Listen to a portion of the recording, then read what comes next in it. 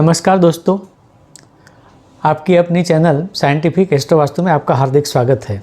आज से हम शुरू कर रहे हैं जो नया साल आने वाला है 2025 का, उसके लिए हर राशि का प्रेडिक्शन, यानी कि इस वर्ष में किस राशि को कौन से मुद्दे ध्यान में रखना है, किसके लिए सावधान रहना है, क्या इनकी आय होगी, क्या इनके खर्च होंगे, कुटुंब की परिस्थिति क्या होगी, वगैरह वगैरह। दोस्तों, एक चीज़ मैं बता देना चाहता हूँ कि यह वर्ष मंगल के प्रभाव में है, यानी 2025 की जो संख्या आती है वह है 9 और 9 मंगल की संख्या है, यानी पूरे साल पर मंगल का ही प्रभाव रहेगा। तो जो भी प्रेडिक्शन बताऊँगा उसमें कहीं ना कहीं यह मुद्दा समाया हुआ है। दोस्तों, इस वर्ष में ग्रहों के भी बहुत से उलटफेर हैं और प्रत्येक की अपनी एक कुंडली होती है जिसका विशेष महत्व होता है। अगर मुझे सामान्य वर्षफल बताना है तो सामान्य सिद्धांत पर ही बता सकूंगा, इसीलिए यहाँ ज़्यादा विवरण नहीं दिया गया है। जो मुख्य मुद्दे हैं, जो जीवन के ज़रूरी मुद्दे हैं और जहाँ ध्यान रखना ज़रूरी है वह मैं बताऊंगा। लेकिन अगर अभी तक आपने हमारी चैनल को सब्सक्राइब नहीं किया है तो सबसे पहले सब्सक्राइब करें, शेयर करें, लाइक करें और बेल आइकन को दबाना ना भूलें।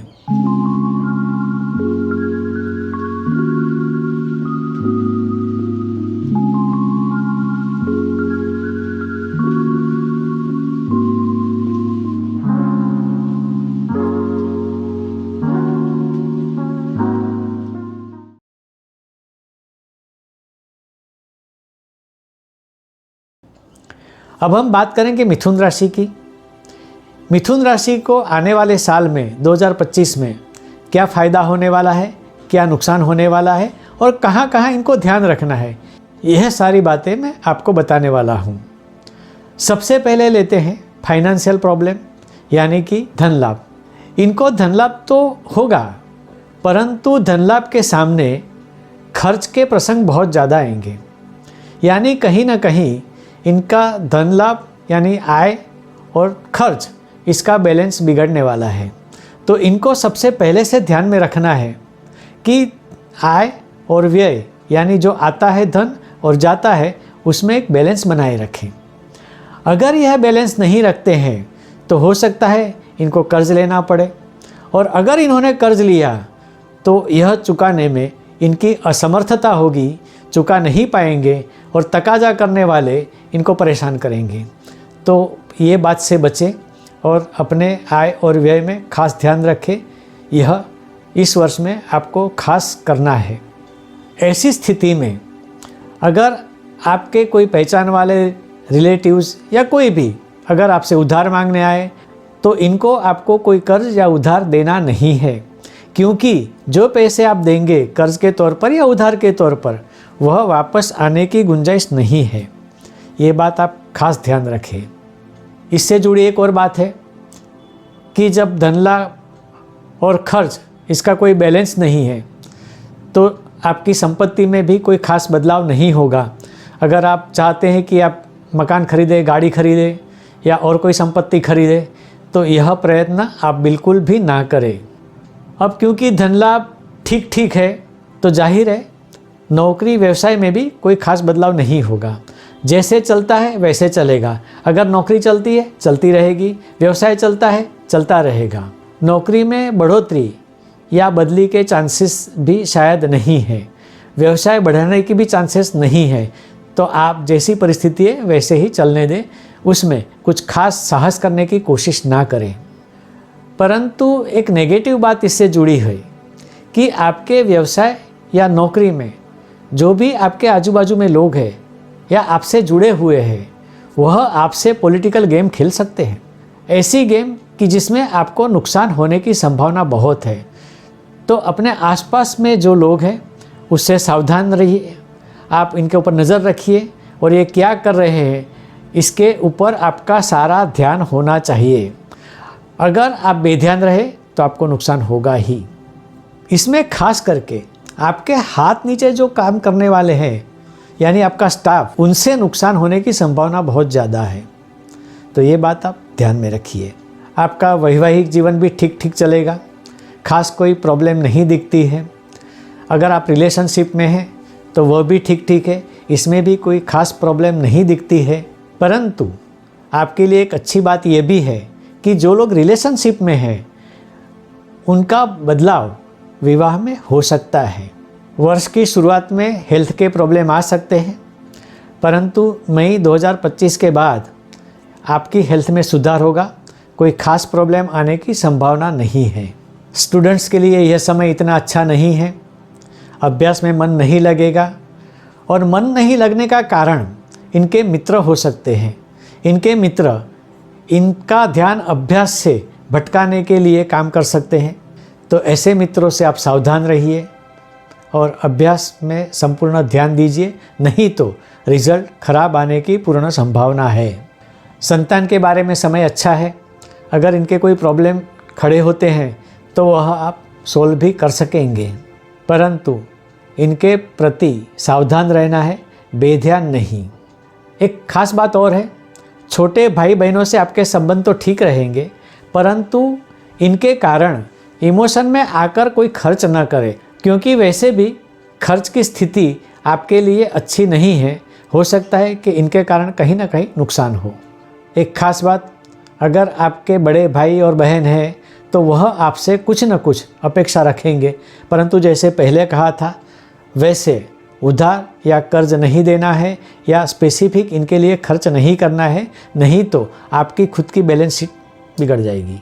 माता पिता के लिए समय ठीक ठीक है, यानी कि इनको इस साल में परेशानियों से गुजरना पड़ेगा।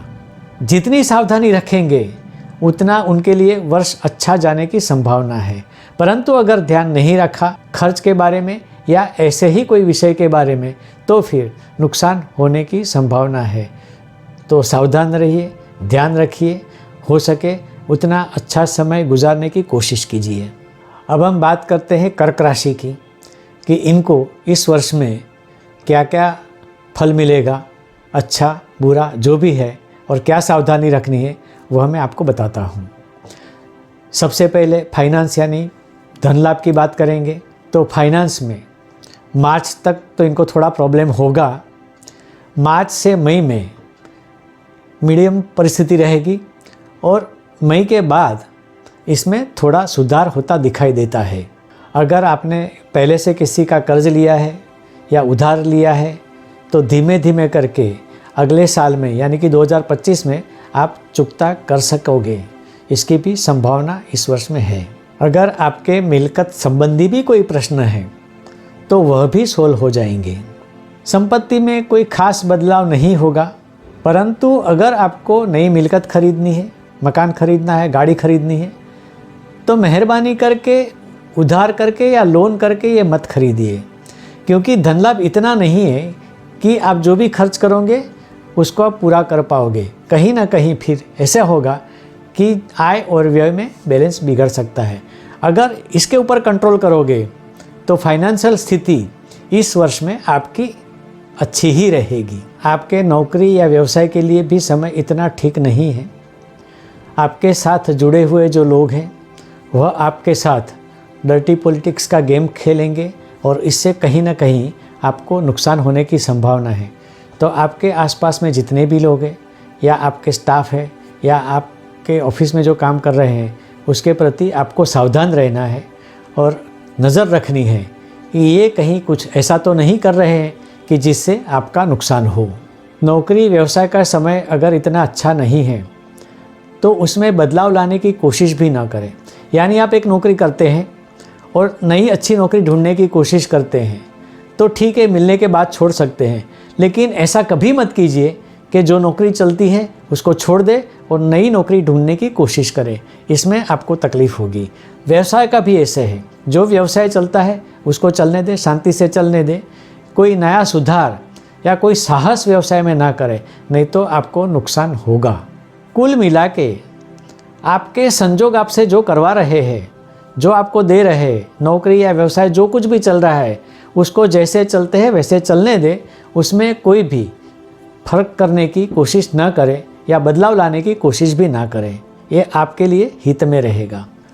आपका वैवाहिक जीवन तो इस साल ठीक चलेगा, कोई प्रॉब्लम नहीं आएगी, चलता रहेगा। लेकिन जो लोग रिलेशनशिप में हैं, उनके रिलेशनशिप में ब्रेकअप आने की गुंजाइश बहुत ज़्यादा है। तो आपको सावधान रहने की ज़रूरत है और हो सके तो अपने पार्टनर से वाद विवाद ना करें, कोई लड़ाई झगड़ा ना करें या कोई ऐसी हरकत ना करें जिससे आपका ब्रेकअप हो, क्योंकि ब्रेकअप होने के बाद आपको डिप्रेशन आना भी इसमें तय है।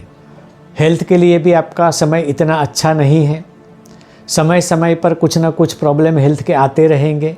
खास करके जल से जो बीमारियां होती है उसमें आपको सावधान रहना है, परंतु कोई खास बड़ी बीमारी नहीं आएगी, ये आपके लिए अच्छी बात है। परंतु छोटे मोटे जो प्रॉब्लम हेल्थ के आते हैं उनके कारण आपकी मानसिक स्वस्थता बिगड़ सकती है। हो सके आप शांत रहिए, रिलैक्स रहिए। अगर प्रॉब्लम आते हेल्थ के तो आने दो, निकल भी जाएंगे, लेकिन आपकी मानसिक स्वस्थता टिकनी चाहिए। स्टूडेंट्स के लिए यह साल मिला जुला रहेगा। जितनी मेहनत करोगे उतने मार्क्स आएंगे। मेहनत नहीं की होगी तो रिजल्ट अच्छा नहीं आएगा, मेहनत की होगी तो रिजल्ट अच्छा आएगा। यानी जो बोओगे वो पाओगे। परंतु आपको आपके मित्रों के प्रति सावधान रहने की ज़रूरत है, क्योंकि हो सकता है कि आप तो मेहनत करते होंगे, स्टडी भी अच्छा करते होंगे, लेकिन शायद आपके मित्र के कारण आपका ध्यान स्टडी से हट सकता है। तो ऐसे मित्रों से सावधान रहिए और अपना स्टडी जारी रखिए। संतान के प्रति भी समय मिला जुला है, परंतु इनके प्रति बेध्यान नहीं रहना है। क्या कर रहे हैं, क्या नहीं कर रहे हैं, कहाँ जा रहे हैं, पढ़ाई कर रहे हैं, नहीं कर रहे हैं, इसके ऊपर आपकी बारीक नज़र होनी चाहिए। छोटे भाई बहन के साथ तो संबंध ठीक रहेंगे, लेकिन बड़े भाई बहन के साथ संबंध इतने अच्छे नहीं रहेंगे। और कौटुंबिक अन्य व्यक्ति है, उनके साथ कहीं ना कहीं वाद विवाद के प्रसंग आते रहेंगे। यानी कि कुल मिला के कौटुंबिक परिस्थिति में शांति आपको नहीं मिलेगी। माता पिता के लिए भी समय ठीक है, ज़्यादा कोई परेशानी नहीं होगी इनसे। परंतु जिनको परदेश जाना है उनके लिए यह समय अच्छा है। अगर आप परदेश जाने की कोशिश कर रहे या कुछ कार्य कर रहे हैं तो आप शुरू कर दें, सक्सेस मिलने की संभावना ज़्यादा है। खास करके स्टूडेंट्स को अगर पढ़ने के लिए, स्टडी के लिए फॉरेन जाना है तो वो जा सकते हैं, उनके लिए समय और भी अच्छा है।